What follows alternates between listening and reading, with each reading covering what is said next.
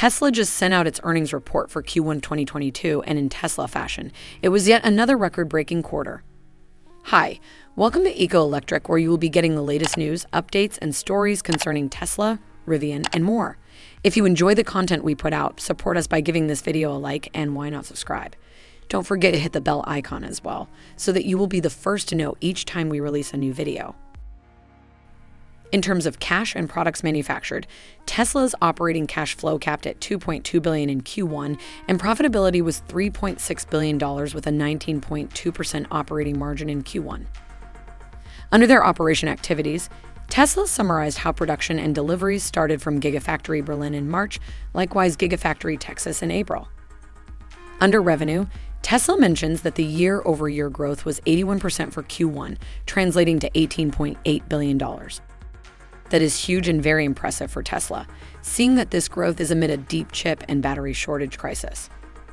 In terms of what brought in that revenue, Tesla said it was impacted by growth and vehicle deliveries and increased average selling price. We have seen throughout this year how Tesla has strategically increased prices for many of its products. Also, growth in vehicle deliveries, increase in regulatory credit sales, increased average selling price, reduced cost per vehicle despite inflationary pressures, lower stock-based compensation expense. However, the negatives for profitability were the rising raw material, commodity logistics, and expedite costs, as well as an increase in operating expenses. Tesla listed that its final production numbers also surpassed expectations, producing a total of 305,407 cars, while delivering 310,048 cars.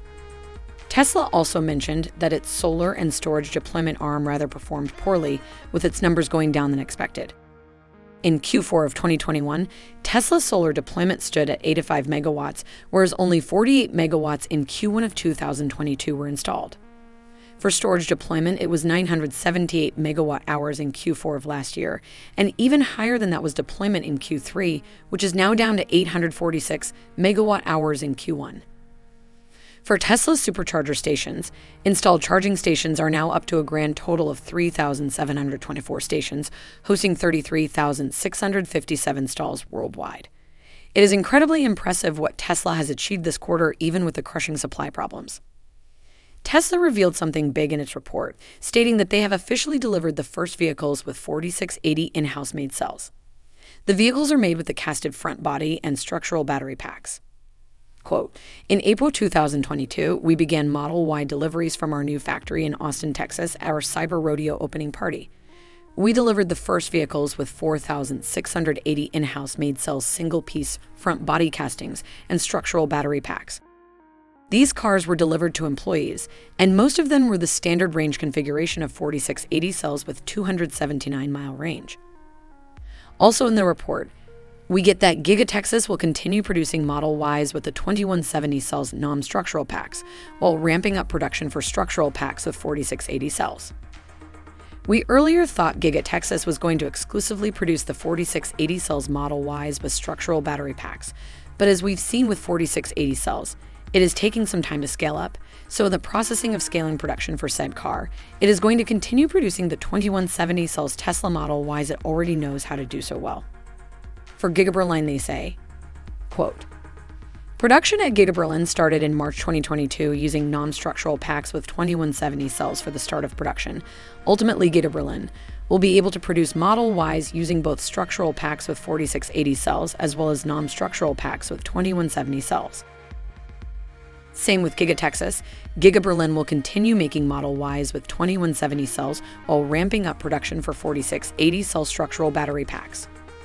For Giga Shanghai, they said, quote, while weekly production rates were strong in Q1, a spike in cases in Shanghai resulted in the temporary shutdown of our factory as well as parts of our supply chain. Although limited production is recently restarted, we continue to monitor the situation closely. Tesla also stated some of the measures it took to ensure supplies for its batteries, and the enormous advantage it has gotten over the competition for that.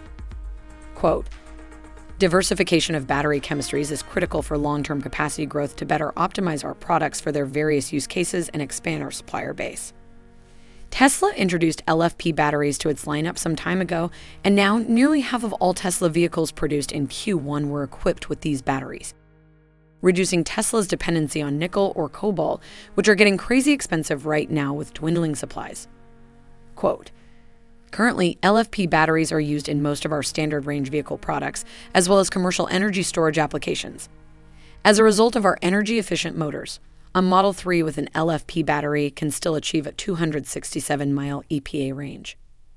Looking at the Cybertruck, Tesla made a small mention on its earnings report, reiterating what they've said in previous reports, saying the truck is planned to be produced in Austin, Texas, which Musk said volume production is expected to start in 2023. He also mentioned that he expects the robotaxi to debut in 2024.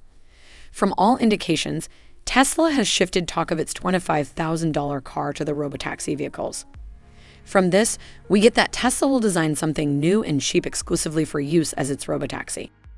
He said the goal of the robotaxi, which will not have a steering wheel or pedals, is to fundamentally optimize transportation and achieve the lowest cost per mile of any vehicle. He said it will be even cheaper than a bus ticket.